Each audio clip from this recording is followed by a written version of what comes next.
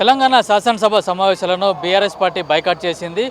అసెంబ్లీలో ప్రభుత్వం అట్లాగే సీఎం మాట్లాడుతున్న భాషలకు నిరసనగా ఈ కార్యక్రమం మేము అసెంబ్లీ సమావేశాలను బైకాట్ చేస్తున్నట్టుగా బీఆర్ఎస్ ఎమ్మెల్యేలు కూడా తెలియజేశారు. దీనికి నిరసనగా ఇప్పుడు శాసనసభ సమావేశాలు జరుగుతుండగానే వాళ్ళు వాకౌట్ చేసి వచ్చి గన్పార్క్ దగ్గర కూడా నిరసన కార్యక్రమాన్ని అయితే చేపట్టడం జరిగింది. అసెంబ్లీలో సీఎం ఒక స్ట్రీట్ లెవెల్గా బిహేవ్ చేస్తున్నాడు, అట్లాగే ఒక ముఖ్యమంత్రిగా బిహేవ్ చేయకుండా మొత్తం బూతులు మాట్లాడుతున్నారని, మాకు మాట్లాడే అవకాశం కూడా ఇవ్వకుండా మైక్ కట్ చేస్తున్నారని చెప్పేసి విమర్శించారు. అట్లాగే స్పీకర్ స్థానంలో ఉన్న వ్యక్తి గౌరవప్రదంగా ఉండాలి, అన్ని పార్టీలను సమానంగా చూడాల్సిన స్పీకరే సీఎంను విమర్శిస్తే మాత్రం మేము మైక్ ఇచ్చే ప్రసక్తి లేదని చెప్పేసి మా మైకులను కట్ చేస్తున్నారు. అట్లాగే మేము కేవలం ఎందుకు సమావేశాలకు ఎందుకు రావాలని చెప్పేసి కూడా బీఆర్ఎస్ పార్టీ ఎమ్మెల్యేలు తీవ్రంగా నిరసన వ్యక్తం చేస్తూ వాకౌట్ చేసిన పరిస్థితి ఉంది. అట్లా అసెంబ్లీలా కాకుండా గాంధీ భవన్ లాగా మార్చారు. గాంధీ భవన్లో ఏ భాష అయితే మాట్లాడుతున్నారో అట్లా అన్పార్లమెంటరీ భాష మాట్లాడుతున్నారని చెప్పేసి కూడా బీఆర్ఎస్ ఎమ్మెల్యేలు తీవ్రస్థాయిలో కాంగ్రెస్ పార్టీని అట్లాగే సీఎం రేవంత్ రెడ్డి పైన కూడా విమర్శలు చేశారు. నిన్న సీఎం రేవంత్ రెడ్డి నీళ్ల విషయంలో కూడా పవర్ పాయింట్ ప్రజెంటేషన్ ఏర్పాటు చేసిన సందర్భంలో కూడా మాజీ సీఎం కేసీఆర్ పైన అట్లాగే హరీష్ రావు పైన కూడా తీవ్ర వ్యాఖ్యలు చేశారు. వీళ్ళిద్దరిని ఉరి తీయాలని చెప్పేసి కూడా ఘాటైన వ్యాఖ్యలు చేశారు. దీనికి నిరసనగా కూడా ఈరోజు వాకౌట్ చేస్తున్నారని చెప్పడం జరిగింది. మూసి పైన సీఎం మాట్లాడుతున్న సందర్భంలో కూడా మాకు కూడా మాట్లాడాలని అవకాశం ఇవ్వాలని చెప్పేసి బీఆర్ఎస్ పార్టీ ఎమ్మెల్యేలు కూడా కోరడంతో వాటిని అసెంబ్లీ స్పీకర్ నిరాకరించారు. అట్లాగే అసెంబ్లీలో సీఎం మాట్లాడుతూ కూడా మేము మూసి సుందరీకరణ చేపట్టడానికి అన్ని విధాలుగా చర్యలు తీసుకుంటున్నాము, మూసి పక్కన ఉన్న అందరినీ అక్కడి నుంచి ఇతర స్థలాలకు పంపించాం, వాళ్ళకు పక్కా గృహాలు కూడా ఇప్పించాం, డబుల్ బెడ్రూమ్లు కూడా ఇప్పించామని చెప్పిన సందర్భంలో కూడా బీఆర్ఎస్ ఎమ్మెల్యేలు కూడా మధ్యలో లేసు వాళ్ళు సీఎం చేసిన మాటలను కూడా ఖండించడం జరిగింది. మూసి సుందరీకరణలో భాగంగా లక్షల కోట్ల అవినీతి జరుగుతుందని చెప్పేసి కూడా బీఆర్ఎస్ పార్టీ ఎమ్మెల్యేలు విమర్శించడం జరిగింది. దానికి కౌంటర్ ఇస్తూ కూడా కేవలం అది 1,50,000 కోట్లతో మూసి సుందరీకరణ ప్రాజెక్టు మేము చేస్తున్నాం, డిపిఆర్ తయారైన తర్వాతనే అన్ని అనుమతులు తీసుకున్న తర్వాతనే ఏజెన్సీని పిలిచాము, టెండర్లు పిలిచామని చెప్పారు. దాంట్లో 25 కోట్లు కూడా సీఎం రేవంత్ రెడ్డి తీసుకున్నట్టుగా బీఆర్ఎస్ పార్టీ వాళ్ళు అనవసరమైన రాద్ధాంతం చేస్తున్నారు, నా పైన విమర్శలు చేస్తున్నారని చెప్పేసి కూడా సీఎం అసెంబ్లీ సాక్షిగా చెప్పడం జరిగింది. మొత్తానికి వీటన్నింటిపైన అట్లాగే నీళ్లపైన కూడా మేము కొట్లాడతామని చెప్పిన బీఆర్ఎస్ పార్టీ కూడా శాసనసభ సమావేశాలు ఎన్ని రోజులు జరిగితే కూడా అన్ని రోజులు మేము బైకాట్ చేస్తున్నామని చెప్పిన సందర్భం కూడా ఉంది. ఒక దశలో ప్రభుత్వం కూడా మేము పవర్ పాయింట్ ప్రజెంటేషన్ నీళ్లపైన తెలంగాణకు నీళ్లలో జరుగుతున్న అన్యాయానికి పవర్ పాయింట్ ప్రజెంటేషన్ ఇస్తామని అసెంబ్లీలో ఇస్తామని చెప్పారు. దానికి అనుగుణంగానే కాంగ్రెస్ పార్టీ అట్లే ప్రభుత్వానికి పవర్ పాయింట్ ప్రజెంటేషన్కి అనుమతి ఇస్తే మాకు కూడా అనుమతి ఇచ్చాలని చెప్పేసి కూడా బీఆర్ఎస్ పార్టీ కోరడంతో దాన్ని స్పీకర్ కూడా నిరాకరించడం జరిగింది. అయితే ఆ పార్లమెంట్లో కూడా రాహుల్ గాంధీ ప్రధాని మోడీని కూడా విమర్శించినప్పుడు అక్కడున్న స్పీకర్ కూడా ఇదే విధంగా మీ పార్టీ అధ్యక్షుడు ఎవరైతే ఉన్నారో రాహుల్ గాంధీ కూడా అట్లాగే మైక్ కట్ చేస్తున్నారో మాకెందుకు మైక్ ఇవ్వడం లేదు, మాకు మాట్లాడే అవకాశం ఇవ్వాలని చెప్పేసి కూడా బీఆర్ఎస్ పార్టీ ఎమ్మెల్యేలు అయితే అసెంబ్లీలో ఆందోళన చేసిన పరిస్థితి ఉంది. కేవలం అసెంబ్లీలో రేవంత్ రెడ్డి అడ్డగోలుగా మాట్లాడుతున్నాడు, దానికి నిరసనగానే మేము బైకాట్ చేస్తున్నామని చెప్పేసి కూడా అసెంబ్లీలో నుంచి కూడా బైకాట్ చేసిన ఎమ్మెల్యేలు తెలియజేశారు. అయితే గతంలో కేవలం 5 ఎమ్మెల్యేలు కాంగ్రెస్ పార్టీకి 5 ఎమ్మెల్యేలు ఉన్నప్పుడు మేము అధికారంలో ఉన్నప్పుడు కూడా వాళ్లకు మాట్లాడే అవకాశం కూడా మేము కల్పించాము. ఇప్పుడు మా పైన కూడా ఎందుకు ఇట్లాంటి చిన్న చూపు చూస్తున్నారని చెప్పేసి బీఆర్ఎస్ ఎమ్మెల్యేలు మాట్లాడడం జరిగింది. పూర్తిగా అంటే ప్రభుత్వానికి ఇటు స్పీకర్ నిరసనకు వ్యతిరేకంగానే మేము బైకాట్ చేస్తున్నామని చెప్పారు. నీళ్లపైన కూడా చర్చ జరగాలని పట్టుబట్టినప్పుడు కూడా ప్రభుత్వం కేవలం బీఏసీలో చేసిన నిర్ణయాలు కాకుండా ఇండివిజువల్గా ప్రతిరోజు ఒక నోట్ విడుదల చేస్తున్నారు, ఇది స్పీకర్ నుంచి వచ్చిందని చెప్పేసి కాంగ్రెస్ పార్టీ ఎమ్మెల్యేలు తీసుకొచ్చి మాకు ఇస్తున్నారు.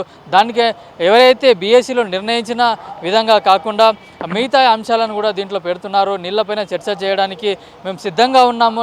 తెలంగాణకు అటు పాలమూరు రంగారెడ్డి కానీ కృష్ణా గోదావరి బేసిన్లో కూడా తీవ్ర అన్యాయం జరుగుతుందని చెప్పేసి మేము మొదటి నుంచే చెప్తున్నాం. దానిపైన చర్చ జరగకుండా కేవలం వాళ్ళు ఇష్టం వచ్చిన విధంగానే దీనిపైన చర్చలు చేస్తున్నారు.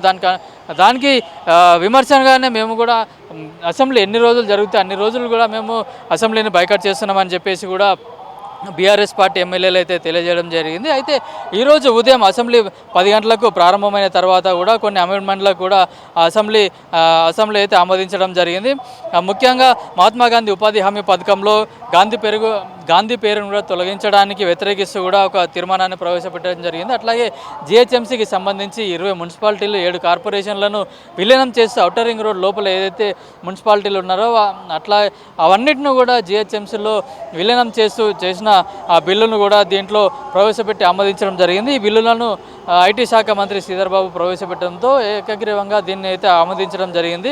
తెలంగాణలో కూడా మొత్తం పాలమూరు రంగారెడ్డి అట్లాగే ఇతర నీటి వనరులపైన కూడా చర్చ చేస్తామని చెప్పేసి కూడా ఇప్పటికే కోమటిరెడ్డి వెంకటరెడ్డి కూడా తెలియజేయడం జరిగింది. అట్లాగే ఇప్పుడు ఈరోజు శాసన మండలికి కూడా కవిత హాజరైంది. గతంలోనే బీఆర్ఎస్ పార్టీ కవితను బహిష్కరించిన నేపథ్యంలో ఆమె తన ఎమ్మెల్సీ పదవికి కూడా రాజీనామా చేసింది. అప్పటి నుంచి కూడా ఇప్పటివరకు కూడా శాసన మండలి చైర్మన్ ఇప్పటివరకు ఆమె రాజీనామాను కూడా ఆమోదించకపోయేసరికి తన రాజీనామాను ఆమోదించాలని కోరడానికే ఇప్పుడు మండలికి వచ్చాను, అట్లాగే మండలి చైర్మన్ తోడు కూడా మాట్లాడను, తన రాజీనామాను కూడా వీళ్ళంత త్వరగా కూడా ఆమోదించాలని కోరానని చెప్పేసి కూడా కవిత కోరడం జరిగింది. అట్లాగే శాసన సభలో బ్రేక్ టైంలో కూడా మంత్రి కోమటిరెడ్డి వెంకటరెడ్డి చిట్చాట్ చేస్తూ కూడా కొన్ని ఆసక్తికరమైన విషయాలు కూడా మాట్లాడడం జరిగింది. కేసీఆర్ను ఉరితీస్తామన్నప్పుడు ఎట్లాంటి మాట్లాడని కవిత కేవలం హరీష్ రావు కేటీఆర్ను ఉరితీస్తామని మాట్లాడినప్పుడు వాళ్ళపైన కూడా ఎందుకు ఆగ్రహంగా ఉన్నది. అట్లాగే కేసీఆర్ అసెంబ్లీకి వస్తేనే బీఆర్ఎస్కు మనుగడ ఉంటుందని చెప్తుంది. అయితే ఆమె ఇప్పటికి కూడా బీఆర్ఎస్లోనే ఉందా, దాని నుంచి కూడా బయటకు వచ్చిందా, బీఆర్ఎస్ పార్టీల నుంచి కూడా బయటకు వచ్చిందా లేదా తెలియదు, ఆమెకే క్లారిటీ లేదు.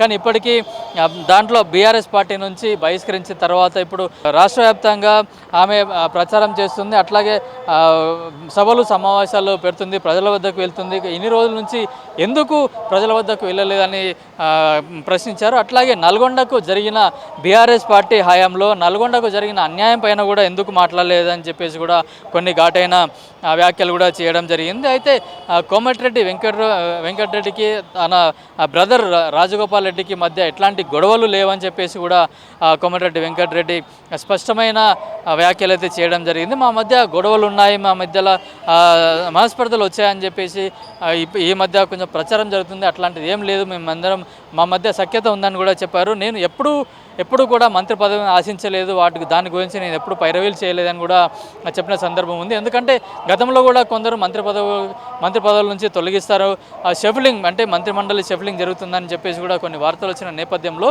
కోమటిరెడ్డి వెంకటరెడ్డిని తప్పించి అతని బ్రదర్ కోమటిరెడ్డి రాజగోపాల్ కూడా మంత్రి పదవి వస్తుందని చెప్పేసి కూడా కొన్ని వార్తలు అయితే హల్చల్ చేశాయి. దీనికి అనుగుణంగానే కోమటిరెడ్డి వెంకటరెడ్డి ఈ వ్యాఖ్యలు చేశారు. అట్లాగే నేను గతంలో తెలంగాణ కోసం తన పదవిని కూడా నేను త్యజించాను, తెలంగాణ ఉద్యమంలో నేను నా మంత్రి పదవి కూడా రాజీనామా చేసిన వ్యక్తిని, నేను తెలంగాణ కోసమే నేను పార్టీ పదవులు నాకు శాశ్వతం కాదు, కేవలం పదవుల కోసం నేను రాజకీయాల్లోకి రాలేదని చెప్పేసి కూడా కోమటిరెడ్డి వెంకటరెడ్డి కొన్ని ఆసక్తికర వ్యాఖ్యలు అయితే చేయడం జరిగింది. అయితే మొత్తానికి 5 రోజుల పాటు నిర్వహించాలనుకున్న శాసనసభ సమావేశాలను ఈరోజు బీఆర్ఎస్ పార్టీ బైకాట్ చేయడంతో కేవలం బీజేపీ పార్టీ అట్లాగే ఎంఐఎం ప్రభుత్వం అంటే కాంగ్రెస్ పార్టీ ఎమ్మెల్యేలు మాత్రమే శాసనసభకు హాజరయ్యే అవకాశాలు ఉన్నాయి. అయితే రేపు ఈరోజు బీఆర్ఎస్ భవన్లో కూడా నీళ్లపైన కూడా ఒక పవర్ పాయింట్ ప్రజెంటేషన్ చేయడానికి కూడా బీఆర్ఎస్ పార్టీ సిద్ధమైంది.